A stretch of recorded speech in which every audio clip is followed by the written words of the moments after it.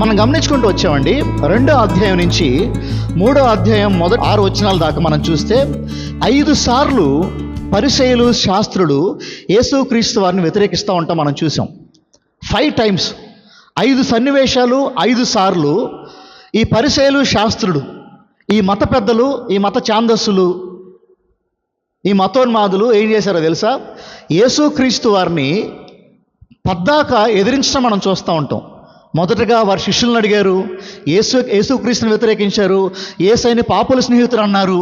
So ఈ మత ఛాందస్సులతో, ఈ మతోన్మాదులతో, లేదంటే ఈ మతాన్ని పట్టుకుని వెళ్ళే వారికి యేసుక్రీస్తు వారికి ఎప్పుడు గొడవ వస్తూనే ఉంది. యేసుక్రీస్తు వారంటే వారికి పడకుండా ఉండేది. యేసయ్య అంటే వారికి నచ్చేది కాదు. మీరు చూడండి 3వ అధ్యాయం మొదటి చూడండి అమ్మా. సమాజ మందిరంలో ఆయన మరలా ప్రవేశింపగా అక్కడ ఓచ చేయగలవాడు ఒకడు ఉండెను.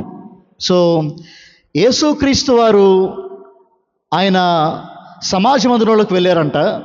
లూకా సువార్తలో చూస్తే ఆయన సమాజ మందిరంలో బోధిస్తున్నాడని ఉంటుంది. యేసుక్రీస్తు వారిని మనం గమనిస్తేనండి, శాస్త్రులకి పరిసయ్యులకి ఎప్పుడన్నా ఏమన్నా అన్యాయం చేశాడైనా? మీరు గమనిస్తే మార్కు సువార్త కానీ, మనం చదివిన మత్తయి సువార్త కానీ మీరు గమనిస్తే శాస్త్రులకి పరిసయ్యులకి ఎప్పుడన్నా అన్యాయం చేశాడు ఆయన? ఏమన్నా వాళ్ళని అనరాని మాటలు అన్నాడా యేసుక్రీస్తు వారు? లేదు. మరి యేసయ్యకి వీరికి ఎందుకు పట్టలేదు? ఎందుకంటే ఈయన న్యాయంగా మాట్లాడుతున్నాడు, ఈయన నీతిగా ఉంటున్నాడు, ఈయన పరిశుద్ధంగా ఉంటున్నాడు, ఈయన బోధల్లో, ఈయన విషయాల్లో లోపాలేమీ కనిపెట్టలేకపోతున్నారు. కాబట్టి ఆయన ఎంత ప్రేమగా ఉంటున్నాడో, ఆయన ఎంత మౌనంగా, ఎంత సరిగ్గా ఉంటున్నాడో అంత కోపం పెంచేసుకుంటున్నారు వీళ్ళు ఆయన మీద. కొన్నిసార్లు హ్యూమన్ సైకాలజీ ఎలా ఉంటుందంటే, మానవుడి ఆలోచనలు ఎలా ఉంటాయంటే, ఒక మనిషిని మనం ద్వేషించడం మొదలు పెట్టామనుకోండి, ఒక మనిషి మీద కోపం పెట్టుకోవడం మొదలు పెట్టామనుకోండి, అతను ఎన్ని మంచి పనులు చేసినా, ఎంత మంచి పనులు చేసినా ఆ కోపం పెరుగుతూనే ఉంటుంది కానీ తరగదు. అది హ్యూమన్ టెండెన్సీ, అది మానవుడి ఆలోచన విధానం అలానే ఉంటుంది. ఒకసారి యేసుక్రీస్తు వారి మీద వీరు కోపం పెట్టుకోవటం మొదలుపెట్టారు. ఇంకా ఆయన ఎంత మంచి పనులు చేసినా, ఆయన ఎన్ని మంచి కార్యాలు చేసినా ఆయన మీద కోపం పెరుగుతానే వెళ్ళిపోతుంది, కానీ ఆయన మీద కోపం తగ్గట్లేదు. ఇది మీరు గమనించాలి. తర్వాత చూడండి అమ్మ, అక్కడ ఎవరున్నారంట? ఓచ చేయగలవాడు ఒకడు ఉన్నాడంట. ఓచ చేయి అనే మాటకి సైన్స్లో సరైన పదం ఎక్కడ దాన్ని కనిపెట్టలేకపోయారు. ఓచ చేయి అనే విషయం ఎలా వస్తుంది ఒక మనిషికి అంటే, సాధారణంగా అక్కడ చరిత్ర పుస్తకాలు ఏం చెప్పినాయి అంటే ఈ వ్యక్తి గురించి, ఇతనంట బండ పని చేసేవాడంట, రాతి పని చేస్తూ ఉండేవాడు. రాతిని చెక్కటం కానీ, రాతితో కొన్ని పనులు చేసే పని ఏంది ఈ ఓచ చేయగలిగిన వాడిది. ఒకసారి ఏమైందంటే, చరిత్ర చెప్పే విషయం, బైబిల్ చెప్పట్లేదు, వేరే చరిత్ర చెప్పే విషయం, అక్కడ ఆ టైంలో రాసిన పుస్తకాల్లో ఉన్న విషయం ఏంటంటే, సో ఒక బండ అంట ఇంచేమే పడిపోయిందంట. ఆ బండ చేతి మీద పడిపోయి ఆ చేతిలో రక్త ప్రసరణ అంతా ఆగిపోయి, ఎముకలంతా కుళ్ళుబడిపోయి, ఇంకా ఫ్లెష్ ఏమి లేక, అంటే మాంసం ఏమి ఆ చేతిలో లేక, అది ఏ చేయి అంటే కుడి చేయి అంట. లూకా చాలా బాగా వివరిస్తాడు ఆ విషయాన్ని. లూకా సువార్త 6వ అధ్యాయంలో మీరు చూస్తే ఉంటుంది. ఇక్కడ ఏ చెయ్యో మార్కు రాయలేదు, కానీ కుడి చెయ్యి అని లూకా రాశాడు. ఎందుకు లూకా అలా రాశాడంటే, లూకా డాక్టర్ కాబట్టి ఒక జబ్బుని ఎలా డయాగ్నోస్ చేయాలో, ఒక జబ్బుని ఎలాగ చూడాలో లూకాకి బాగా తెలుసు. కాబట్టి అది కుడి చెయ్యి అని లూకా రాశాడు ఆ విషయాన్ని. అది కుడి చేయని లూకా రాశాడు. సో ఆ ఊచ చేయి ఎలా ఉంటుందంటేనండి, ఆ చేతిలో రక్త ప్రసరణ ఉండదు, ఆ చేతిలో మాంసం ఉండదు, ఆ చేయి ఎండిపోయి ఉంటుంది అనమాట. ఒక కడ్డీలాగా, ఒక పుల్లలాగా చేయి ఉంటుంది అంతే. ఇంకా ఆ చేతిలో ఎలాంటి స్పర్శ ఉండదు, ఆ చేతికి ఎలాంటి జీవం ఉండదు అనమాట, ఎండిపోయి ఉంది ఆ చెయ్యి. సో అలాగైపోయిందంట ఆ చెయ్యి. అచ్చట వారు ఆయన మీద నేరం మోపవలసి నుండి విశ్రాంతి దినమున వాణ్ణి స్వస్థపరచునేమో అని ఆయనను కనిపెట్టుచుండ్రి. సో వీరందరూ దేవుని సన్నిధిలోకి వచ్చారంట. ఆయన వాక్యం చెప్తున్నాడు సమాజ మందిరంలోకి వెళ్ళి, ఆయన అందరికీ బోధిస్తున్నాడు. మరి వీళ్ళు ఎందుకు వచ్చారు దేవుని దగ్గరికి? అక్కడ ఎవరు ఉన్నారో తెలుసా? శాస్త్రులు పరిసయ్యులు ఉన్నారంట సమాజ మందిరంలో. ఎవరున్నారు? ఆ గుళ్ళో ఈ మతోన్మాదులు కూడా కూర్చున్నారు. మాకు మతమే గొప్ప, మా మతమే కావాలి అనేవారు కూడా ఆ గుళ్ళో కూర్చున్నారంట. ఇప్పుడు సంఘానికి ఎందుకు రావాలి? చర్చ్కి ఎందుకు రావాలి? చర్చ్కి ఎందుకు రావాలంటే దేవునితో సంబంధాన్ని ఇంకా బలపరుచుకోవడానికి, అలసిపోయిన మన ఆత్మలకి మరలా ఊరట కలగటానికి, మరలా మనం బలాన్ని పొందుకోవడానికి ప్రభు దగ్గర నుంచి సంఘానికి రావాలి. కానీ వీరు సంఘానికి ఎందుకు వచ్చారు తెలుసానండి? ఈయనలో ఏమన్నా తప్పు ఉందేమో చూద్దాం, ఈయన మాటల్లో కానీ ఈయన ప్రవర్తనలో కానీ తప్పు కనిపెడదాం అని వీరు సంఘానికి వచ్చారంట. సో ఎందుకు రావాలి, ఎందుకు వచ్చారు సంఘానికి వీరు? మీరు గమనించండి, 2000 సంవత్సరాలకి ముందు నుంచే ఒక మనిషిలో తప్పు కనిపెడదాం అని చూసేవాళ్ళు సంఘంలో ఉంటానే ఉన్నారు. ఈ రోజుకి వాళ్ళు అంతే ఉన్నారు. సంఘానికి ఎందుకు రావాలంటే దేవుని దగ్గర నుంచి బలాన్ని పొందుకోవటానికి, దేవుణ్ణి ఆరాధించడానికి, దేవుణ్ణి కనపరచడానికి, ఆయన చేసిన వేళని జ్ఞాపకం చేసుకుంటూ ఆ దినాన్ని మొత్తాన్ని ఆయనకి ఇవ్వడానికి సంఘానికి రావాలి. కానీ వారెందుకు వచ్చారంటే యేసయ్యలో తప్పు ఏమన్నా చూద్దామా, ఆయన ఎక్కడైనా తప్పు మాట్లాడతాడా, ఆయన ఎక్కడైనా తప్పు చెప్తాడా, తప్పు చేస్తాడా, తప్పు కనిపెడదాం అని పద్దాక ప్రభు దగ్గరికి రావటం మనం గమనిస్తూ ఉంటాం. సో అక్కడ మీరు అచ్చట వారు ఆయన మీద నేరం మోపవలసి ఉండి విశ్రాంతి దినమున వారిని స్వస్థపరచునేమో అని ఆయనను కనిపెట్టుచుండ్రి. సో వారికి తెలుసు యేసయ్య స్వస్థపరచగలదని తెలుసు వారికి. యేసుక్రీస్తు వారు ఖచ్చితంగా స్వస్థపరచగలడు అని తెలుసు వారికి. వీరు ఎందుకు వచ్చారంటే ఈరోజు స్వస్థపరుస్తాడో లేదో అని చూడటానికి వచ్చారంట వీరు. మీరు గమనించాలి, ఎందుకు ఈ మాట నేను పదే మీ ముందు పెడుతున్నానంటేనండి, సంఘానికి ఈరోజు మనం వచ్చే కోణాలు ఎలా ఉన్నాయి, సంఘానికి ఈరోజు మనం వచ్చే దృక్పథం ఎలా ఉంది. ఆ రోజు వాళ్ళు వచ్చారు సంఘంలో కూర్చునంట యేసుక్రీస్తుని ఎలా చంపాలో ఆలోచిస్తున్నారంట. దేవుని మందిరంలో కూర్చుని యేసుక్రీస్తుని వాక్యం చెప్పేవాడిని ఎలా చంపేయాలి అని చూస్తున్నారంట. అంటే సంఘంలోకి వచ్చే ప్రతి ఒక్కడు మంచిగా మంచి హృదయంతో ఉండేవాళ్ళు ఉండరు. ఇక్కడికి వచ్చి కోపాలు పెంచుకునే వాళ్ళు, ఇక్కడికి వచ్చి చెడ్డ ఆలోచనలు ఆలోచించే వాళ్ళు, ఇక్కడికి వచ్చి కామపు చూపులతో చూసేవారు సంఘంలో ఉంటారు.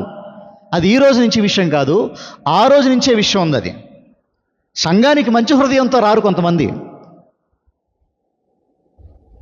ఆ రోజు నుంచి వారు ఎలా ఉన్నారో తెలుసా? యేసుక్రీస్తులో ఏ తప్పు ఉంది? అంత మాత్రం కాదు, సంఘంలో కూర్చుని హత్య గురించి ఆలోచిస్తారా? సంఘంలో కూర్చుని పగల గురించి ఆలోచిస్తారా? సంఘంలో కూర్చుని ప్రతీకారం గురించి ఆలోచిస్తారా? చూసారా సంఘంలో ఎలాంటి వారు ఉన్నారు మీరు గమనించండి. ఈరోజు సంఘానికి మనం ఎలా వస్తున్నాం, ఏ ఆలోచనతో వస్తున్నాం, ఎలాంటి ఆలోచనలు చేస్తున్నాం మనం గమనించుకోవాలి. ఈరోజు అక్కడ వారందరూ వచ్చారంట, ఇంకా చూస్తున్నారు, తప్పెతుకుదాం ఆయనలో, తప్పును చూద్దాం ఆయనలో అని గమనిస్తూ ఉన్నారు. ఆయన స్వస్థపరచగలని తెలుసు వారికి. మీరు ఈ మాట గమనించాలి, స్వస్థపరచగలని తెలుసు ఆయన వారికి. ఈరోజు ఒక చిన్న విషయం చెప్పేసి నేను ముందుకెళ్తాను. అదేంటంటే స్వస్థతలు ఉన్నాయా లేవా అని చాలాసార్లు మాట్లాడాను సంఘంలో, ఈరోజు కూడా మాట్లాడతాను. కొంతమంది అంటారు స్వస్థతలు ఉన్నాయి, స్వస్థతలు మాత్రమే ఉన్నాయి అని మాట్లాడతారు. ఇంకొంతమంది అంటారు స్వస్థతలు లేవు, అపోస్తుల టైంలో ఆగిపోయినాయి అని అంటారు. మన దేవుడు ఆది నుంచి ఇప్పుడు దాకా అద్భుతాలు చేసుకుంటూ వచ్చేవాడు. ఆయన పాత నిబంధనలోనే అద్భుతాలు చేయలేదు, క్రొత్త నిబంధనలో మాత్రం అద్భుతాలు చేయలేదు. ఆయన అద్భుతాలు చేసుకుంటూ వచ్చే దేవుడు ఆయన. కానీ సమస్య ఏంటంటే దేవుడికి ఒక టైం పెట్టి, దేవుడికి ఒక ప్లేస్ పెట్టి, ఈ ప్లేస్లో ఈ టైంలో నువ్వు స్వస్థత చేయి అని దేవుడిని డిక్టేట్ చేయకూడదు మనం. ఇప్పుడు గమనించండి, బైబిల్లో ఏ ప్యాటర్న్ అన్న మీరు చూడండి, ఎలాంటి విషయం మీరు చూడండి. బైబిల్లో ఒక టైము, ఒక వారం, ఒక నెల, ఒక ప్లేస్ పెట్టి ఆ టైంలో నేను స్వస్థపరుస్తా అని దేవుడు చెప్పాడా? ఆ టైంలో స్వస్థపరుస్తా అని అపోస్తులు చెప్పారా? వారు వెళ్తూ ఉండగా మార్గం మధ్యలో ప్రార్థన చేస్తూ స్వస్థపరచుకుని వెళ్ళిపోయారా వారు? మీకు అర్థం అవ్వాలి ఈ పాటికి. ఈరోజు ఒక మీటింగ్ పెట్టి, ఒక టైం పెట్టి, ఒక డేట్ పెట్టి ఈరోజు రండి స్వస్థపరుస్తాను అని దేవుడు అక్కడ చెప్పలా. మరి ఈరోజు మూర్ఖులైన పాస్టర్లు ఏమైపోయారంటే ఒక టైం పెట్టి, ఒక డేట్ పెట్టి రండి, ఆ ప్లేస్లోకి రండి, మేము స్వస్థపరుస్తా అని చెప్తున్నారు. స్వస్థత అనేది ఎప్పుడు మనం ప్రభువుని డిక్టేట్ చేయకూడదు. డిక్టేట్ అంటే ఏంటంటే మనం ప్రభువుకి చెప్పకూడదు, ఇప్పుడు స్వస్థపరచని చెప్పకూడదు. ప్రభు చిత్తం అంటే ప్రభు ఏం చేస్తాడు మీకు ఇది అర్థం అవ్వాలి. అక్కడ ఆ కుష్టివేద కలిగినాడు ఏమన్నాడు? అయ్యా నీ చిత్తం అయితే నన్ను ఏం చేయి, నువ్వు చేయగలవు, నువ్వు శుద్ధిని చేయగలవు, మరి నీ ఇష్టం ఉండాలి. మనమేమంటామంటే ఆ ప్లేస్లో, ఆ టైంలో, ఆ రోజులో దేవుడు స్వస్థపరుస్తాడు రండి అంటే దేవుడి పైన నీకు అధికారం ఉందా? దేవుడికి నీ పైన అధికారం ఉందా? ఇప్పుడు నేటి సమాజం అయిపోయింది, నేటి క్రైస్తవం ఏమైపోయిందంటే దేవుడి పైనే అధికారం ఉన్నట్టు మాట్లాడుతున్నారు. లేదు లేదు, ఈరోజు పౌలు కానీ లేదంటే పేతురు కానీ యోహాను కానీ స్వస్థత దేవుడు చెప్పినప్పుడు చేశారు, కానీ వారు చెప్పినప్పుడు దేవుడు చేయలా. మీకు ఈ యొక్క భేదం అర్థం అవ్వాలి. ఈ చిన్న భేదం మీకు అర్థమైందనుకోండి, నేటి స్వస్థత సభల ఒక బోగస్ మీకు అర్థమవుతుంది. నేటి స్వస్థత సభలు పెట్టుకునే ఒక భయంకరమైన ఒక మోసం ఏంటో మీకు అర్థమవుద్ది. ఈరోజు స్వస్థత సభలను పెట్టి లేదంటే ఇంకేదో పెట్టి అది వాక్యానుసారం కాదు. వాక్యం ఎప్పుడూ కూడా దేవుని డిక్టేట్ చేయలేదు, దేవుడి పైన అధికారం చూపించలేదు. దేవుడికి లోబడి ఉంటే ఎప్పుడైనా ప్రభు స్వస్థపరచగలడు నిన్ను. ఎప్పుడు స్వస్థపరుస్తాడో ఆయన ఇష్టం. నీ పని ఏంటంటే, అయ్యా ఈ రోగం నాలో ఉంది, ఈ బలహీనత నాలో ఉంది, స్వస్థపరచు నీ చిత్తం అయితే అని చెప్పటం మాత్రమే మన ఇష్టం. తర్వాత చూద్దామమ్మా.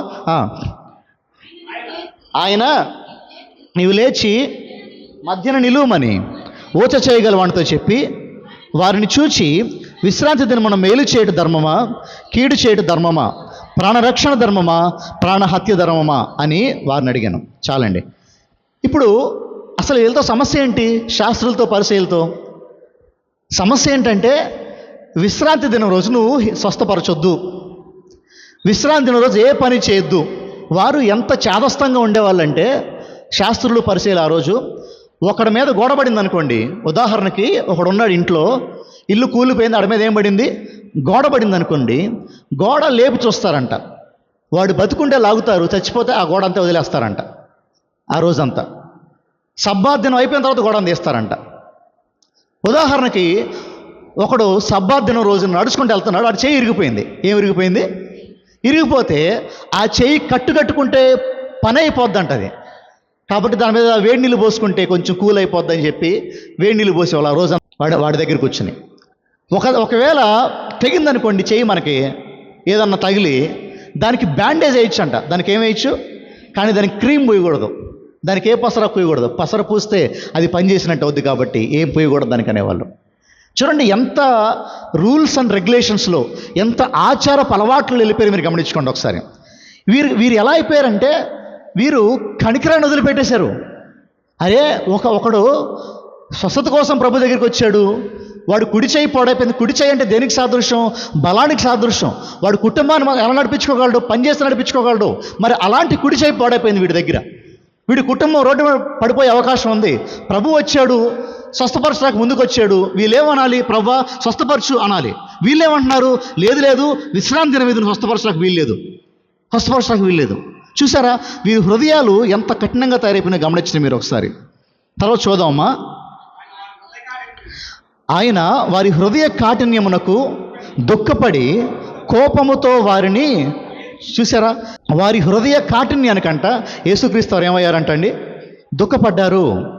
మీరు గమనించాల్సిన అవసరం చాలా ఉంది ఈ మాటని. యేసుక్రీస్తు వారికి అంట బాధ వచ్చేసింది, దుఃఖం వచ్చేసిందంట వారిని చూసి. ఎందుకు దుఃఖం వచ్చింది? వారి హృదయం ఏమైపోయిందంటండి? మొద్దుబారిపోయింది, గట్టిగా అయిపోయిందంట హృదయం. ఎంత వాక్యం చెప్పినా వారిలోకి వెళ్ళట్లా, ఎంత ప్రేమను చూపించినా వారిలోకి వెళ్ళట్లా. బండ అయిపోయిందంట హృదయం వారిదంతా, రాతిగా అయిపోయిందంటారు హృదయం అంతా. ఇక్కడ మీరు గమనించాల్సిన మాటలు చాలా ఉన్నాయి. ఎవరు వీళ్ళు? శాస్త్రులు పరిసయ్యులు అంటే వాక్యం బాగా తెలిసిన వారు. శాస్త్రులు పరిసయ్యులు అంటే వారానికి 2 రోజులు ఉపవాసం ఉండేవారు. శాస్త్రులు పరిసయ్యులు అంటే అందరూ కనిపించేలాగా ధర్మకార్యాలు చేసేవాళ్ళు, దానాలు చేసేవాళ్ళు, ధర్మాలు చేసేవాళ్ళు. శాస్త్రులు పరిసయ్యులు అంటే వీధి చివరి నిలబడి బహిరంగంగా ప్రార్థనలు చేసేవాళ్ళు. వీళ్ళందరూ ఇంతటి గొప్ప జ్ఞానులు లోకంలో. లోకానుసారంగా చూసుకుంటే ఇంత వాక్య జ్ఞానం ఉన్నవారంట. మరి వీరి హృదయం ఎలా ఉందంట? కఠినంగా ఉందంట. ఇది మనం నిజంగా గమనించుకోవాల్సిన మాట. మన సంఘం మనందరము నిజంగా మనల్ని మనం పరీక్షించుకోవాల్సిన మాట. వీరికి చందాలు ఇవ్వటం కానీ, వీరికి ధర్మాలు చేయటం కానీ, వీరికి గుడికి రావటం కానీ ఒక ప్యాటర్న్ అయిపోయింది, ఒక అలవాటు అయిపోయింది. ఎంత అలవాటు అయిపోయిందంటే, ఈ గుడికి రావటం, చందాలు వేయటం, ఉపవాసాలు ఉండటం, బైబిల్ చదవటం, ప్రార్థన చేసుకోవటం, ఇది వీరు అలవాటుగా ఆచారంగా చేసేస్తున్నారు. వీరి బ్రతుకు మాత్రం ఏం మారకుండా అయిపోయింది. నేటి క్రైస్తవంలో కూడా ఇదే ఉందండి. ఈరోజు క్రైస్తవంలో కూడా ఇదే ఉంది. ఈరోజు గుడికి రావాలి, వచ్చాం, వెళ్ళిపోయాం. పాటలు పాడాలి, పాడే వెళ్ళిపోయాం. వాక్యం వినాలి, విన్నా వెళ్ళిపోయాం. చంద చేసే వెళ్ళిపోయాం. అంతేగాని మన బ్రతుకుకి గుడికి సంబంధం ఉంది, మన బ్రతుకుకి దేవునికి సంబంధం ఉంది, దేవుని వాక్యంతో నా బ్రతుకును మార్చుకోవాలి, నా హృదయాన్ని మార్చుకోవాలి అనే ఆలోచన వాడికి లేకుండా పోయింది. ఈరోజు క్రైస్తవ్యం ఎలా అయిపోయిందంటే, నేను మరలా ఇదే మాట చాలాసార్లు చెప్తున్నాను, హైందవుడికి ఒక గుడి ఎలా అయిపోయిందో క్రైస్తవుడికి ఈ గుడి అలా అయిపోయింది. మతంలో మన ఆచారం అయిపోయింది గుడికి రావటం, మతంలో మన ఆచారం అయిపోయింది పాటలు పాడటం, వాక్యం వినటం, వాక్యం చదువుకోవటం. ఇది కాదు దేవుని సంఘంలో ఉండవలసిన లక్షణం, ఇది కాదు మనం చేయవలసిన పని. మీరు శ్రద్ధగా ఈ మాటలు వినాలి. వీరంట అన్ని పనులు చేస్తున్నారంట, కానీ వారిలో హృదయం కఠినం అయిపోయిందంట. వారి హృదయం కఠినం అయిపోయింది. వారు ఎంత వాక్యం వింటున్నారో, ఎంత కాలం దేవుని సన్నిధిలో ఉన్నారో అంతగా వారి హృదయం కఠిన పట్టం మనం గమనిస్తూ ఉంటాం. వారు ప్రభువుని చూస్తున్నారు, దేవుని వాక్యం వింటున్నారు, ఇంకా కఠినం అయిపోయింది హృదయం. దేవుని మాటలు ఎంతో బలంగా వింటున్నారు. సృష్టికర్త సాక్షాత్తు ఆయన భూమి మీదకి వచ్చి నరరూపిగా వచ్చి ఆయన చెప్పే వాక్యాన్ని వింటున్నారు. అయినా సరే వారి హృదయం కఠినంగా మారటం, మాంసంగా మారటం మన చోట్ల. ఎంత వాక్యం విన్నా, ఎంత గుడికి వస్తున్నా ఇంకా కఠినం అయిపోతుంది, కానీ వారి హృదయం సరిగ్గా మారట్లేకపోతుంది. నేను ఎందుకు ఈ మాట ఈరోజు పదే బోధిస్తున్నానంటే, నేటి క్రైస్తవ్యంలో కూడా ఉన్న లోపం ఏంటంటే, ఈరోజు మన హృదయం కఠినం అయిపోతుంది. దేవుని వాక్యం ఏదో వింటున్నామండి, ఏదో గుడికి వస్తున్నామండి, అంతేగాని అసలు వాక్యం మన హృదయాల్లోకి వెళ్ళట్లా, మన హృదయాన్ని పెనిట్రేట్ చేయట్లా. వాక్యం మన హృదయంలోకి వెళ్ళి ఆ వాక్యం మన ప్రవర్తన మార్చట్లా. ఈరోజు ఈ మాట మీరు జ్ఞాపకం చేసుకోవాలి. వాక్యం ఎప్పుడైతే మీరు వింటారో, ఆ విత్తబడిన వాక్యం, వినిన వాక్యం ఏమైపోవాలి తెలుసా? మీ హృదయంలోకి వెళ్ళి ప్రవర్తన మార్చడం మొదలు పెట్టాలి. ఇక్కడ సమస్య ఏంటంటే, వారు వాక్యాలు ఎన్నో వింటున్నారు, కానీ ప్రవర్తన మారట్లా.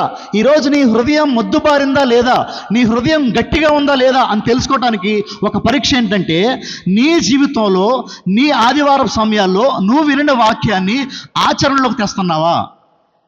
నువ్వు విన్న వాక్యం, భార్య భర్తను ప్రేమించాలని విన్నావు, భర్త ఇదిగో భార్యని ప్రేమించాలని విన్నావు, అది నువ్వు ఆచరణలోకి తేలేదనుకోండి, ఆ వాక్యం నీ హృదయంలోకి వెళ్ళలేదు.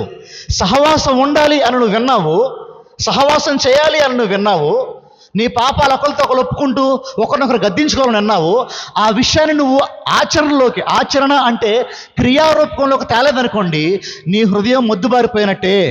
ప్రేమించాలి అని నువ్వు విన్నావు, తగ్గించుకోవాలని నువ్వు విన్నావు, అయినా సరే నువ్వు తగ్గించుకోవట్లేదు అనుకోండి, నీ హృదయం అయిపోయినట్టు, మొద్దుబారిపోయినట్టు. వీరు అనేక విషయాలు వింటున్నారు, కానీ వీరి హృదయం ఎలా అయిపోయింది తెలుసా? మొద్దుబారిపోయిందంట. ఒక భక్తుడు 4 విషయాలు చెప్తాడు, హృదయం ఎందుకు మొద్దుబారిపోద్ది అని చెప్పడానికి 4 విషయాలు చెప్తాడు. మొట్టమొదటి విషయం ఏంటంటే ఇగ్నరెన్స్, అజ్ఞానము. మొట్టమొదటి విషయం ఏంటంటే, హృదయం మొద్దుబారిపోవడానికి గల కారణం ఏంటంటే అజ్ఞానము, దేవుని వాక్య లోపము, దేవుని వాక్య లేమి వల్ల మన హృదయాలంటే మొద్దుబారిపోతాయి అంట. దేవుని వాక్యం అనేదండి నీటి లాంటిది. ఎలాంటిది అది? పారే నీరు లాంటిది, జీవజల నది అది.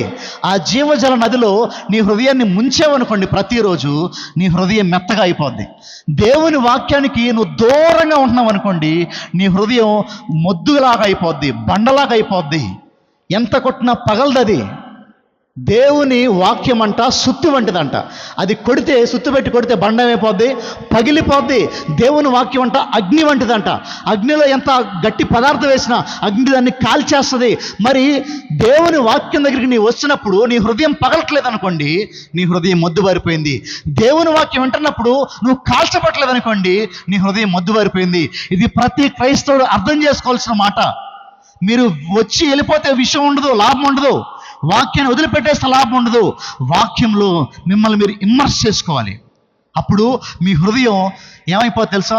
మాంసపు హృదయంలాగా మారిపోద్ది, సాఫ్ట్గా అయిపోద్ది నీ హృదయం అంతా. రెండవది గారంట, ఒక మనిషి హృదయం ఎందుకు అది బండలాగా అయిపోద్ది అంటారంట, అన్బిలీఫ్ అంటే అవిశ్వాసం వల్ల. నో ఫియర్ ఆఫ్ గాడ్, దేవుడు అంటే భయం లేక మన హృదయాలంట మొద్దుబారిపోతాయి అంట. శ్రద్ధగా వినండి ఈ మాటని. దేవుడు అంటే భయం లేక మన హృదయాలు మొద్దుబారిపోతాయి అంట. ఒక మాట చూడండి ఒకసారి, ప్రసంగి 8వ అధ్యాయం 11 చూడండి అమ్మా. ప్రసంగి 8:11 చూడండి ఒకసారి. దుష్క్రియకు తగిన శిక్ష శీఘ్రముగా తగలకపోవట చూసి మనుషులు భయము విడిచి హృదయపూర్వకముగా దుష్క్రియలు చేస్తున్నాను. చాలండి ఒకసారి ఇక్కడ. ఈరోజు మానవుడు హృదయం ఎందుకు ముద్దువారిపోతుంది, మనిషి హృదయం ఎంత వాక్యం విన్నా ఎందుకు బండలాగా అయిపోతుందంటే, వాడు పాపం చేసిన శీఘ్రముగా అంటే త్వరగా ఫాస్ట్గానంట దేవుడు ఉగ్రత వాడి మీద రావట్లేదంట. వ్యభిచారం చేస్తున్నాడు అయినా సరే దేవుడు కొట్టట్లేదాన్ని, వాడికి టైం ఇచ్చాడు. దొంగ పనులు చేశాడు అయినా సరే దేవుడు కొట్టలేదాన్ని, టైం ఇచ్చాడు. తాగుబోతులకు అయిపోయాడు అయినా సరే దేవుడు కొట్టట్లేదాన్ని, టైం ఇచ్చాడు. ఇప్పుడు దేవుడు టైం ఇస్తుంటానంట మనిషికి అది అలుసుగా అయిపోయి వాడి హృదయం అయిపోయిందంట మొద్దుబారిపోతుందంట, కఠినం అయిపోతుందంట. మీరు గమనించాలి ఈ మాటలు. దేవుడు గనక మనల్ని కొట్టడం మొదలుపెట్టాడు అనుకోండి, ఆలోచించుకోవాలి, మనం చేసిన పాపాలు కొట్టడం మొదలుపెట్టి. ఈరోజు మనుషులతో సమస్య ఏంటంటే, వాడు పాపాలు చేసుకుంటూ వెళ్ళిపోతూ ఉన్నాడు, దేవుడు వాడిని ఏమీ చేయట్లేదంటే ఆయన చేతగడడం కాదు. మీరు అర్థం చేసుకోండి ఈ మాటనే. ఆయన ఏమీ చేయట్లేదు, శిక్ష రావట్లేదు అంటే ఆయన చేతగనోడు కాదు. ఆయన నీకు టైం ఇచ్చాడు, ఆయన ఒక దెబ్బ కొట్టాడా నీ కుటుంబం పోతే నువ్వు పోతావు, మారు మాట లేకుండా పోతావు. నువ్వు ఆలోచించుకోవాల్సిన అవసరం ఎంతైనా ఉంది. ఈరోజు దేవుడు టైం ఇచ్చింది, ఏం కాదులే వెళ్ళిపోదాం, ఎవడని చోట్లగా మన పాపాన్ని, ఎవడని చేయట్లాగా మనల్ని అని వెళ్ళిపోవటం. అలా ఉన్నాం అనుకోండి, అదే హృదయం మొద్దుబారిపోవటం అంటే. హృదయం మొద్దుబారిపోవడానికి రెండో కారణం ఏంటంటే, దేవుడేం చేయట్లా కదా, దేవుడే అనట్లా కదా అనే ఒక ధోరణిలో మనుషులు ఏమైపోతున్నారంటే, ఈరోజు దేవుడిని నమ్మకుండా ఇష్టానుసారంగా ప్రవర్తించుకుంటూ వారి హృదయాన్ని మొద్దుబారేలా చేసుకుంటున్నారంట. మూడో విషయం ఏంటో తెలుసా? ఒక మనిషి హృదయం ఎందుకు మొద్దుబారిపోద్ది, క్రైస్తవుడు హృదయం ఎందుకు మొద్దుబారిపోద్ది అంటే, పాపం చేయటం అలవాటైపోయి అంట ఒక మనిషి హృదయం మొద్దుబారిపోద్దంట. చూడండి, ఇర్మియా గ్రంథము 13వ అధ్యాయం చూద్దాం ఒకసారి. ఇర్మియా గ్రంథం 13వ అధ్యాయము 23 చూడండి ఒకసారి. కూష దేశస్థుడు తన చర్మమును మార్చుకొనగలడా? చిరతపులి తన మచ్చలను మార్చుకొనగలదా? మార్చుకొనగలిగిన ఎడల కీడు చేయుటకు అలవాటు పడిన మీరును మేలు చేయవల్లబడదు. ఇక్కడ దేవుడు అంటున్నాడు, బాబు మీరు కీడు చేయటం, పాపం చేయటం అలవాటైపోయింది. మీకు పాపం చేయటం అలవాటైపోయి మీ హృదయం మొద్దుబారిపోయింది. ఎంత మొద్దుబారిపోయిందంటే, ఎంత కఠినమైన వాక్యం చెప్పినా, ఎంత బలమైన వాక్యం చెప్పినా మనుషుల్లో భయం లేకుండా పోతుంది. ఈరోజు మనుషుల్లో భయం లేకుండా పోతుంది. మీ అందరికీ మీ ఇంట్లో ఫ్రిడ్జ్లు ఉన్నాయి కదా, మీ ఇంట్లో ఫ్రిడ్జ్లో నీళ్ళు పెట్టినప్పుడు డీప్ ఫ్రిడ్జ్లో ఉంటుంది కదా, డీప్ రిఫ్రిజిరేటర్ ఉంటుంది. ఫ్రిడ్జ్లో ఇంకేముంటుంది, ఒక డీప్ ఫ్రిడ్జ్ ఉంటుంది కదా, లోపల చిన్న బాగా కంపార్ట్మెంట్ ఉంటుంది. ఆ కంపార్ట్మెంట్ నీళ్ళు పెట్టండి. నీళ్ళు పెట్టినప్పుడు ఏమవుద్దంటే, ఆ నీళ్ళు మొత్తం ఒకేసారి ఐస్గా గడ్డగట్టే ముందు ఫస్ట్ పైన లేయర్ ఉంటుంది, పై భాగం అయిపోద్దంటే నెమ్మదిగా గడ్డలాగా అవటం మొదలు పెట్టుద్ది. ఆ పై భాగాన్ని మీరు ఏలు పెట్టి ఎట్లా అన్నారు అనుకోండి, ఏమైపోద్ది, వెంటనే పగిలిపోద్ది. ఇప్పుడు చూడండి, అదే ఫ్రిడ్జ్లో మీరు ఆ వాటర్ పెట్టేసి 2-3 రోజులు అయిపోయింది. ఇప్పుడు ఏలు పెట్టేటంటే అవుద్దా, పగిలిపోద్దా? మీ ఏలుకు నొప్పి వచ్చుద్దే కానీ దానికి ఏమన్నా అవుద్దా? ఇప్పుడు హృదయం మొద్దుబారిపోవటం అంటే ఏంటండి, ఎంత వాక్యం చెప్పినా సరే వాడు హృదయంలోకి వెళ్దా అంతే. వాడి లోపలికి వెళ్ళి నా ప్రవర్తన మార్చుకుందాం, నా బ్రతుకు మార్చుకుందాం అనిపించకపోవటం హృదయం మొద్దుబారిపోవటం అంటే. ఇప్పుడు చెప్పండి, 100లో 90 మంది అలా లేరా? మన సంఘంలో, నేటి క్రైస్తవ్యంలో ఎంతో వాక్యం వింటున్నాం. వాక్యం కరువైపోయే రోజుల్లో మనం ఉన్నాం, కానీ దేవుని కృపను బట్టి ఎంతో వాక్యం వింటున్నాం. అయినా సరే ఎంత మొద్దుబారిపోతుందంటే హృదయం. మీరు గమనించుకోవాలి ఈ మాటలన్నీ. 4వదిగా ఒక మనిషి హృదయం ఎందుకు మొద్దుబారిపోద్దంటే, హిపోక్రసీ, వేషధారణ వల్ల మొద్దుబారిపోద్దంట. ఒక మాట చూడండి ఒకసారి, సామెతలు 7వ అధ్యాయం తీయండమ్మా. సామెతలు 7వ అధ్యాయము 14 తీయండమ్మా. 14 సమాధాన బలులను నేను అర్పింపవలసి ఉంటిని, నేను మొక్కుబడులు చెల్లించి ఉన్నాను, కాబట్టి నేను నిన్ను కలుసుకోవాలని రాగా నిన్ను ఎదుర్కోవాలని బయలుదేరగా నీవే కనబడితివి. ఇక్కడ ఒక వేశ్య మాట్లాడుతున్న మాటలు ఇవి. తన భర్త ఉన్నాడు, ఆ అమ్మాయికి, ఆవిడికి, ఆ పిల్లకి తన భర్త ఉన్నాడు, కానీ ఆ భర్త అంటే వేరే ఊరు వెళ్ళిపోయాడంట. ఈవిడంట వేరే ఒక పురుషుడిని లాక్కొచ్చుకుంటుంది వ్యభిచారం చేయడానికి. మీరు అక్కడ గమనించాల్సిన పదవి ఏంటంటే, సమాధాన బలులను నేను అర్పించానంటుంది ఆవిడ. ఏమంటుంది?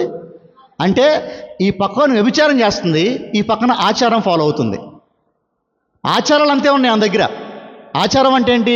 దేవునికి అర్పించాల్సిన బలు అర్పించేస్తుంది, దేవునికి చేయాల్సిన ప్రార్థనలు చేసింది, దేవునికి చేయాల్సిన పనులన్నీ చేసింది. ఓ పక్కన ఇంకేం చేస్తుంది?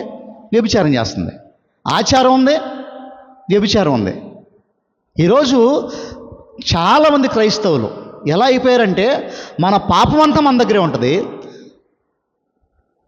మన దోషమంతా మన దగ్గరే ఉంటుంది, కానీ దేవుని సన్నిధిలోకి వచ్చి కూర్చుంటే అదేదో మేలు అనుకుంటున్నాం మనం, అదేదో గొప్ప అనుకుంటున్నాం మనం. అలా కాదండి, అలా కాదు. మనల్ని మనం మోసం చేసుకుంటున్నాం అంతే, మనల్ని మనం మోసం చేసుకుంటున్నాం అంతే.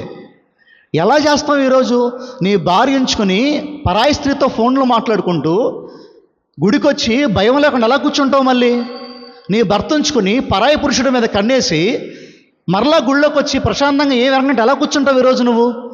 నీ తోటి వారిని, నీ క్రింద వారిని మోసం చేసి అన్యాయంగా, అక్రమంగా వాళ్ళకి రావాల్సిన డబ్బులు నువ్వు తీసుకుని నువ్వు ప్రశాంతంగా గుళ్ళోకి వచ్చిన ఎలా వాక్యం వింటావు భయం లేకుండా? మీరు చూసారా ఈరోజు మనిషి హృదయం ఎంత దారుణంగా తయారైపోయిందంటే, పాపం చేస్తున్నాడు, పాపం చేస్తున్నాడు, పాపం చేస్తున్నాడు, కానీ భయం లేదు మనిషికి, నొప్పి లేదు మనిషికి. అరే, ఫోన్లో భయంకరమైన భూతబొమ్మలు చూసుకుంటూ కూర్చున్నావు, ఎలా గుడికొచ్చి ప్రశాంతంగా వాక్యం వింటావు నొప్పి లేకుండా? ఎవరినో మోసం చేసుకుంటూ, ఎక్కడో అబద్ధాలు ఆడుకుంటూ, మీ అమ్మని నాన్నని మోసం చేసుకుంటూ, నీ భర్తని భార్యని మోసం చేసుకుంటూ, నీ పిల్లల్ని మోసం చేస్తూ, నీ అన్నని తమ్ముడిని మోసం చేస్తూ ఎలా ప్రశాంతంగా కూర్చుని అక్కడికి వచ్చి నువ్వు నొప్పి లేకుండా, భారం లేకుండా, భయం లేకుండా? ఎందుకంటే నీ హృదయం మొద్దుబారిపోయింది. ఈరోజు మొద్దుబారిపోయిన హృదయానికి ఎంత వాక్యం చెప్పిన వెళ్ళదు లోపలికి. ఎందుకంటే ఆడు హృదయం గట్టిగా అయిపోయింది, మాంసంలాగా అవట్లా. మాంసం హృదయం అయిపోద్ది అంటే చాకు దింపగానే అయిపోద్ది, మాంసంలోకి దిగిపోద్ది. ఆయన వాక్యము రెండంచుల వాడి అని ఖడ్గం వంటిది అది ఉంటుంది. ఆ ఖడ్గం దించగానే ఏమైపోద్ది? గుండెల్లోకి దిగిపోద్ది, ఎముకల్లోకి, మూలుగల్లోకి లోపలికి వెళ్ళిపోద్దంట ఆ వాక్యం. మరి ఈరోజు సమస్య ఏంటంటే, ఆ రెండంచుల ఖడ్గమైన ఆయన వాక్యము మన హృదయాలకు దూరట్లా. ఎందుకంటే రాతి అయిపోయినాయి బండలు, హృదయాలు బండలు అయిపోయినాయి. ఈ మాటలు గమనించుకోవాలి. ఈరోజు అదే కంటిన్యూ అయిపోకుండా వెళ్ళిపోతూ ఉంటే ఏమవుతుంది తెలుసానండి? మనిషికి గర్వం వచ్చేస్తుంది, మొండితనం వచ్చేస్తుంది. నిర్గమాకాండం 5వ అధ్యాయం తీయండి ఒకసారి. నిర్గమాకాండం 5వ అధ్యాయం తీయండి ఒకసారి. నిర్గమాకాండం 5వ అధ్యాయం 2వ వచనం చూడమ్మా. ఫరో, నేను అతని మాట విని ఇజ్రాయేలీలను పోనిచ్చుటకు యెహోవా. చూసారా ఎవరు అంటున్నారు ఈ మాట? ఫరో అంటున్నాడు, కళ్ళుని ఎత్తికెక్క అంటున్నాడు ఈ మాట. దేవుడు ఎవడో, యెహోవా ఎవడో అంటున్నాడు ఫరో. సైన్యములకు అధిపతి ఒక దేవుణ్ణి, తన నామాన్ని మోషేకి కనపరుచుకున్నాడు. ఆయన తన నామాన్ని మోషేకి అప్పుడే వెల్లడిపరుచుకున్నాడు. నా పేరు యెహోవా, నేను యెహోవా దేవుడిని అని చెప్పుకున్నాడు దేవుడు. ఇప్పుడు అలాంటి గొప్ప దేవుణ్ణి, సృష్టికర్తని, సర్వాన్ని చేసిన వాడిని ఈ ఫరో ఏమంటున్నాడంట? యెహోవా ఎవడు, యెహోవా అంటున్నాడంట. మీరు గమనించాలి ఈ మాటలో. ఇదిగో పాపంలో కంటిన్యూ అయిపోకుండా నువ్వు ముందుకెళ్ళిపోతున్నావు అనుకోండి, నిన్ను గద్దించినా, నిన్ను సరిచేసినా దేవుడు ఎవడండి అంటావు నువ్వు. ఆ స్టేజ్లోకి వెళ్ళిపోతాడు మనిషి ఉండి ఉండి ఉండి. బైబిల్ ఏముందండి? దేవుడు ఎవడండి అనే స్టేజ్కి మనిషి వెళ్ళిపోతున్నాడు ఈరోజు ఉండే కొద్దీ. మీరు గమనించుకోవాలి ఈ మాట. దేవుడంటే భయం లేకుండా పోతుందా? శ్రద్ధ లేకుండా పోతుందా? అమ్మ, నేను మరలా చెప్తున్నాను, నేను కోపంతో మాట్లాడట్లా, నేను ఇంకేదోలాగా ఏదో మనసులో పెట్టుకుని మాట్లాడట్లా. మీ హృదయం గట్టిగా అయిపోతుంది, కఠినపడిపోతుంది మీ హృదయాలు. ఒక వాక్యం విన్నప్పుడు భయం వచ్చేయాలి, ఒక వాక్యం వినగానే సెటరేట్ అయిపోయి సరి చేసుకోవాలి. మనిషి తప్పు చేస్తాడు నిజమే, మనిషి దారి తప్పుతాడు నిజమే, మనిషి వంకర మార్గాలు తొక్కుతాడు నిజమే, కానీ వాక్యం సంధించినప్పుడు, వాక్యం గద్దించినప్పుడు సెట్ అయిపోవాలి, సరైపోవాలి. సరి అవ్వట్లేదా? ఇంకా సరే, నువ్వు నరకానికి ఎంతో దగ్గరగా నువ్వు ఉన్నావు, చావుకి అంచుల్లో ఉన్నావు. నువ్వు జ్ఞాపకం చేసుకో. మరలా ఇంకొక రోజు రాకపోవచ్చు, మరలా ఇంకో అవకాశం రాకపోవచ్చు నీకు. అక్కడ బాధాకర విషయం చెప్పనా? దేవుడు అనేక మందిని స్వస్థపరచగలిగాడండి. యేసుక్రీస్తు వారు భూమి మీద ఉన్నప్పుడు కుష్ఠవ్యాధి కలిగిన వాడిని, దెయ్యం పట్టినోడిని, ఓత చేయగలిగిన వాడిని, రకరకాల వ్యాధులను స్వస్థపరచగలిగాడు యేసుక్రీస్తు వారు. కానీ ఈ శాస్త్రంలో పరిచయ హృదయాలని స్వస్థపరచలేకపోయాడు ఆయన. ఎంత దారుణం ఇది! ఎందుకో తెలుసా? అందరిని స్వస్థపరచగలిగినోడు వీళ్ళని ఎందుకు స్వస్థపరచలేదు తెలుసా? మీ హృదయాలు ఏమైపోయినాయి? గట్టిగా అయిపోయినాయి. హెబ్రీ పత్రిక 3వ అధ్యాయం 4-14 చూద్దాం ఒకసారి. హెబ్రీ పత్రిక 3:14 చూడండమ్మా. పాపం వలన కలుగు భ్రమ చేత మీలో ఎవడును కఠినపరచబడుకున్నట్లు నేడు అనబడు సమయం ఉండగానే ప్రతి దినమును ఒకడికొకడు, మీకు అర్థమవుతుందా? రండి ఒకసారి ఇక్కడికి రండి, వినండి దాన్ని. ఒకడొకడు ఏం చెప్పుకోవాలంట? బుద్ధి చెప్పుకొనుడి, ఏలయనగా మొదటి నుండి మీకున్న దృఢమైన విశ్వాసము అంతం మట్టుకు గట్టిగా చేపట్టిన ఎడలని క్రీస్తులో పాలివారి ఉందుము. మీరు గమనించాల్సిన మాట, ఒకడికొకడు ఏం చెప్పుకోవాలంట? పాపానికి ఎంకరేజ్ చేయకూడదు. ఒకడినొకడు పర్లేదురా చెయ్యి, పాపం ఎవడ చోట్ల నేను కలుపుతాను మీ ఇద్దరిని అని ఎదవేషాలు వేయకూడదు, అని పనికిమాలిన పనులు చేయకూడదు. సంఘానికి వచ్చేవాళ్ళు, దేవుని నమ్ముకున్న బిడ్డలు ఎలా ఉండాలంటే, ఒకడు పాపం చేస్తుంటే, ఒకడు పాపంలో కూరికిపోతుంటే గద్దించాలి. మనం ప్రభువుని నమ్ముకున్నాం, దేవుణ్ణి తెలిసిన వారం మనం ఈ పాడు పనులు చేయకూడదు, ఈ పనికిమాలిన పనులు చేయకూడదు అని ఒకడినొకడు గద్దించుకోవాల్సిన రోజులు ఇవి. ఒకడికొకడు బుద్ధి చెప్పుకోవాల్సిన రోజులు ఇవి. మరి ఈ రోజుల్లో కలిసిమెలిసి పాపాలు చేస్తే ఎలా కుదురుద్ది? నీకు నాకు ఎవడు చూడట్లేదనే, ఎవడు పట్టించుకోవట్లేదు. నిజమే, ఎవడు పట్టించుకోకపోవచ్చు. నేను ఈ లోకంలో మనుషులు ఎవడు పట్టించుకోకపోవచ్చు. మరి పరలోకంలో దేవుడు ఏం చేస్తున్నాడు? కళ్ళు మూసుకున్నాడు అనుకున్నావా? ఆయన రాయనుకున్నావా? రెప్పనుకున్నావా? ఆయన జీవం కలిగిన దేవుడు. ఆయన ప్రతిదీ క్షుణ్ణంగా చూసేవాడు. ఆయన నీ హృదయ లోతుల్లో ఆలోచనలు ఆయనకు చాలా స్పష్టంగా కనపడతాయి అంట. మరి అలాంటి దేవుని కలిగిన నీవు పాపంలో కూరిగిపోతుంటే, పాపంలో వెళ్ళిపోతుంటే ఎంత భయంకరమైన విషయం అది. ఒక చూడన్నా ఆ మాటను చూడమ్మా. 3:14 చదువు మళ్ళీ ఒకసారి. పాపం వల్ల కలుగు భ్రమ చేత మీలో ఎవడును కఠినపరచబడకుండా. సో పాపం ఏం చేస్తుంది మనిషిని? పాపం మనిషిని ఏం చేస్తుందంట? కఠినపరచుదు హృదయాన్ని. ఏం కాదు చేసుకో, పాపం చేసుకుంటూ వెళ్ళిపో ముందుకి. వాడికి అర్థం కాదు, ఎన్ని గద్దించిన అర్థం కాదు. ఆ రోజు శాస్త్రులు పరిచయులు కూడా అదే పనిలో ఉన్నారండి. వారు పాపం చేస్తున్నారు, పాపంలో కూరికిపోతున్నారు, కానీ వారికి ఎంత మాత్రం అర్థం కావట్లా. ఈరోజు విశ్వాస అయిన వాడు ఏం చేయాలి తెలుసా? విశ్వాస అయిన నీవేం చేయాలి తెలుసా? అయ్యా, నా హృదయం కఠినపడిపోతుందేమో, పరిశుద్ధాత్మ దేవుడా నాకు సహాయం చేయి. పాపం అంటే నొప్పి కలిగించి మరలా నాకు, పాపం అంటే ఇదిగో అసహ్యం పుట్టించి నాకు అని పరిశుద్ధాత్ముడి దగ్గర నువ్వు ప్రార్థన చేయాలి. పరిశుద్ధాత్మను అడగాలి నువ్వు ప్రభుని. ఈరోజు మీరు ఆలోచించండి సంగమా, ఆలోచించండి. పాపం పట్ల భయం లేని సమాజంలో మనం ఉంటున్నాం. పాపం పట్ల అసహ్యం లేని సమాజంలో మనం ఉంటున్నాం. మీకు అర్థమవుతుందా ఈ మాటలు? పాపం అంటే అసహ్యం పుట్టాలి మనకి, పాపం అంటే భయం పుట్టాలి మనకి. కానీ ఈరోజు పాపాన్ని ప్రేమించే సమాజంలోకి వెళ్ళిపోయాం మనం. అలాంటి క్రైస్తవంలో మనం ఉన్నాం. తర్వాత చూద్దాం ఒకసారి 3వ వచనానికి రండమ్మా. 3వ వచనానికి రండి.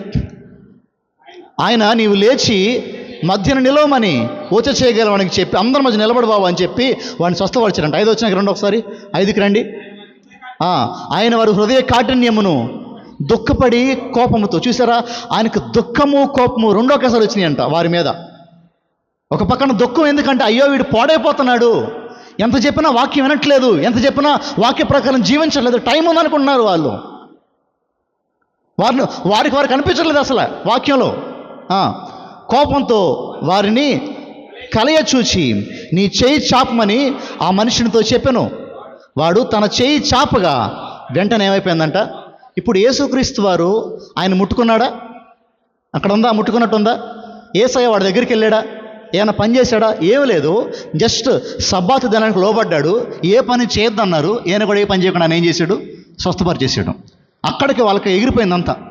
ఇదిగో మేము వద్దు అంటున్నా సరే ఈయన ఏం చేశాడు? స్వస్థపరుస్తున్నాడు. ఇక్కడ సమస్య ఏంటి వీళ్ళతో? ఆలోచించండి ఒకసారి ఈ మాటలు మీరు. సమస్య ఏంటి వీళ్ళతో? అసలు ప్రాబ్లం ఏంటి వీళ్ళతో? ఇప్పుడు దేవుడు ఏమన్నాడు? బాబు, విశ్రాంతి దినం రోజున ఏం పని చేయొద్దు అంటున్నారు కదా. మరి ఆ రోజు మీ గొర్రె ఒకటి బావిలో పడిపోయింది.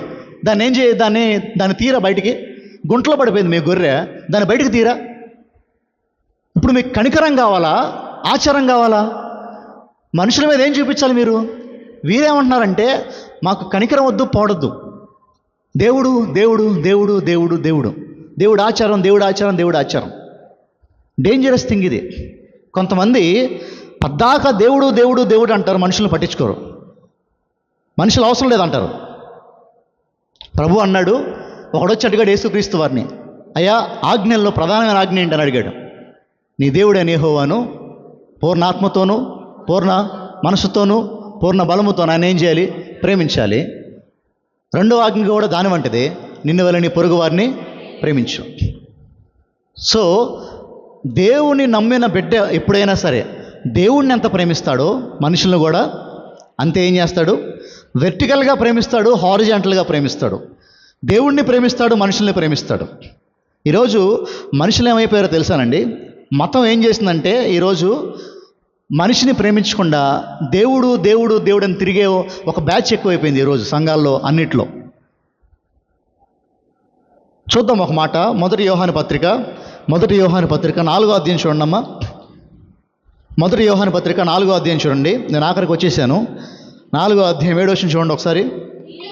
ప్రియులారా, మనము ఒకడినొకడు ఏం చేస్తాలంట? ప్రేమించాలి.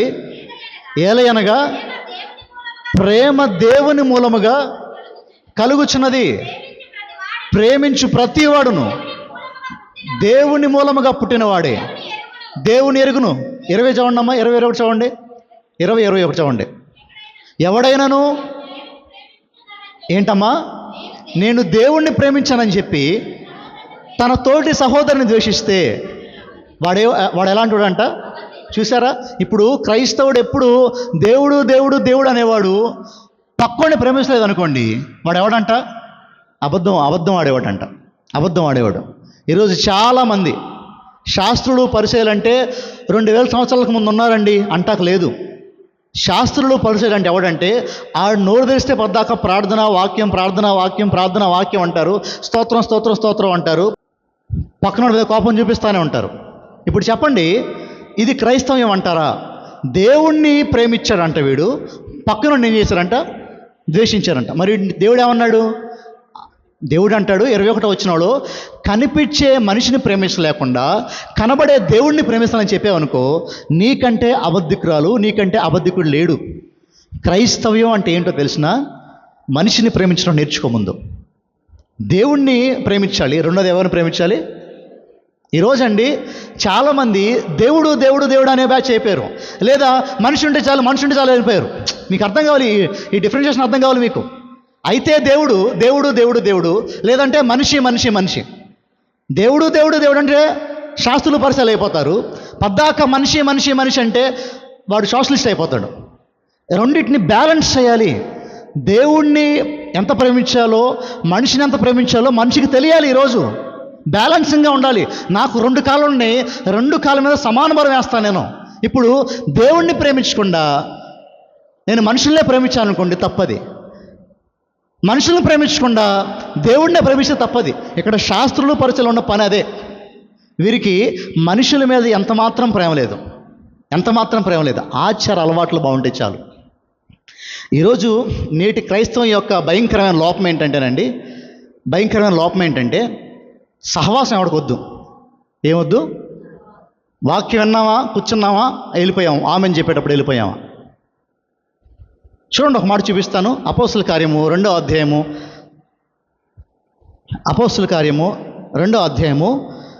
42 చూడండమ్మా. వీరు అపోస్తుల బోధ యందును సహవాసమందును రొట్టె విరుచుటి యందును ప్రార్థన చేయటి యందును ఆదిమ సంఘం ఎలా ఉందంటేనంట, బోధన యందు ఎడతెగగా ఉందంట, రొట్టె విరుస్తున్నారంట, ప్రార్థన చేస్తున్నారంట, వాక్యం వింటున్నారంట. అక్కడ ఆపేయలేదంట. వారిలో ఇంకేముంది తెలుసా? సహవాసం ఉందంట. వారిలో ఏముందంట? సహవాసం ఉంది. ఈరోజు సహవాసం నీకు లేకుండా నేను వాక్యం వినేసి వెళ్ళిపోతానండి, సంఘంలో ఎవరితో మాట్లాడనండి, నాకెవరూ పట్టలేదండి అని వెళ్ళిపోయావు అనుకోండి, శాస్త్రుడికి పరిశీలికి నీకు పెద్ద తేడా లేదు. ఈరోజు సంఘం అయిపోయిన తర్వాత ఫెలోషిప్ ఎందుకు పెట్టుకుంటున్నాం? మనం చర్చ్ అయిపోయిన తర్వాత టిఫిన్ సెషన్ ఎందుకు పెట్టుకుంటున్నాం? బ్రేక్ఫాస్ట్ ఎందుకు పెట్టుకుంటున్నాం? మీకు డబ్బులు లేక, నాకు డబ్బులు లేక? డబ్బులు ఎక్కువయ్యా లేకపోతే మీకు అందుకే పెట్టుకునేది సహవాసం మనం. ఎందుకంటే ఆ సహవాసంలో ఒకరికోసం ఒకరు ఏం చేసుకోవచ్చు? పని చేసుకోవచ్చు. ఒకరినొకరు ప్రేమించుకునే అవకాశం ఉంది, ఒకరికొకరు సహాయం చేసుకునే అవకాశం ఉంది, ఒకరి గురించి ఒకరు మాట్లాడుకునే అవకాశం ఉంది. అది సహవాసం అంటే. ఈరోజు ప్రార్థన ఆమె అనగానే ధనాదన వెళ్ళిపోవటం కాదు. సహవాసం యొక్క ముఖ్య ఉద్దేశం ఏంటంటే ఒకరినొకరు ప్రేమించుకోవాలి. ఆదిమ సంఘం అంట వాక్యం విన్నారు, రొట్టె విరిచారు, ప్రార్థన చేశారు. దాని తర్వాత ఏముంది? సహవాసం కూడా వారిలో ఉంది. నీలో సహవాసం లేకుండా, మనుషుల మీద ప్రేమ లేకుండా ఎంతకాలం వాక్యం విన్నా పరిచయుడిగా మిగిలిపోతావు నువ్వు. ఈరోజు శాస్త్రిగా మిగిలిపోతావు అంతే. ఈరోజు మనిషికి సహవాసం చాలా ముఖ్యం. క్రైస్తవుడికి. సో ఆ రోజు శాస్త్రులు పరిచయులు ఎలా ఉన్నారో మనం చూసాం. అప్పుడంట యేసుక్రీస్తు వారిని ఏం చేశాడో తెలుసా? ఆయన్ని చూడండి ఒకసారి, క్షమించండి, ఆఖరి వచ్చిన చూడండి ఒకసారి, 3 చూడండి అమ్మ. పరిచయులంట వెలుపలకు పోయి వెంటనే హేరోదీయులతో కలుసుకుని ఆయన ఎలాగూ చంపేద్దామా అని ఆయనకు విరోధముగా. పరిసయ్యులకి హేరోదులకి పడదండి. హేరోదు అంటే గవర్నమెంట్కి చెందిన ఆయన గవర్నమెంట్కి సంబంధించినోడు. పరిసయ్యులకి హేరోదులకి పడదు. కానీ 2 గుంపులకి, పడని గుంపులకి వెళ్ళిపోయి కలిశారంట. ఎవరి కోసం కలిశారు తెలుసా? యేసయ్య కోసం కలిశారు. యేసయ్య ఏం చేశాడు? ఓచ చేయగలిగిన ఏం చేశాడు యేసయ్య? కనికరం చూపించినందుకు వచ్చిన ప్రతిఫలం ఏంటో తెలుసా? యేసయ్యని చంపేద్దామని ప్లాన్ వేశారు. మీకు అర్థమైందా? ఒక వ్యక్తి కనికరం చూపించినందుకు దానికి వల్ల వచ్చిన ప్రతిఫలం ఏంటంటే అతన్ని చంపేద్దామని ప్లాన్ వేశారు. ఈరోజు క్రైస్తవుల్ని చంపేయటం కొత్తగా వచ్చిన విషయం కాదు. న్యాయంగా మాట్లాడేవాడిని, నిర్భయంగా మాట్లాడేవాడిని చంపేయటం కొత్తగా వచ్చిన విషయం కాదు. మన గురువు గారు, మన యాజకుడు, మన ప్రధాన యాజకుడు అయిన యేసుక్రీస్తు వారు ముందు వెళ్ళాడు ఆ మార్గంలో. ఆయన న్యాయం మాట్లాడాడు, ఆయన ధర్మంగా ఉన్నాడు, ఆయన స్వస్థపరిచాడు, ఏ పక్షపాతం లేకుండా అందరినీ ప్రేమించాడు. అందుకే ఆయన ఏం చేశారు? సిలువెక్కి చంపేశారు. ఈరోజు కొత్తగా ఎవరెవరినో చంపేస్తున్నప్పుడు మనం కొత్తగా ఏంటి ఎలా జరిగిపోయింది అనుకోవాల్సిన అవసరం లేదు. అయ్యో ఏంది ఇంత భయంకరంగా అయిపోయి అనుకోవాల్సిన అవసరం లేదు. ఎందుకంటే మన ముందు మన గురువు, మన రబ్బీ, మన దేవుడు ఆ మార్గంలో వెళ్ళాడు. ఆయన న్యాయం మాట్లాడాడు, కనికరం చూపించాడు. ఏం చేస్తారు? ఆయనకి సిలువేసి చంపేశాడు. క్రైస్తవుడా, కనికరం చూపించావా? దానికి ఒక వెల ఉంది నీకు. నువ్వు కనికరం చూపించడానికి ముందుకు వచ్చావా? న్యాయం మాట్లాడతావా? ఈ లోకం నిన్ను భలే అని చప్పట్లు కొడదు. అరే భలే చేసావురా, నీవు గొప్పడు అని చప్పట్లు కొడదు. ఉమ్మేస్తుంది నీ మొహం మీద. చంపుతు నిన్ను కావాలంటే దానికి నిలబడగలిగే దమ్ము నీకు కావాలి. దానికి నిలబడగలిగే ధైర్యం నీకు కావాలి. అది ప్రభువు మాత్రమే ఇవ్వగలడు నీకు. తల వంచండి, చిన్న ప్రార్థన చేసుకుందాం.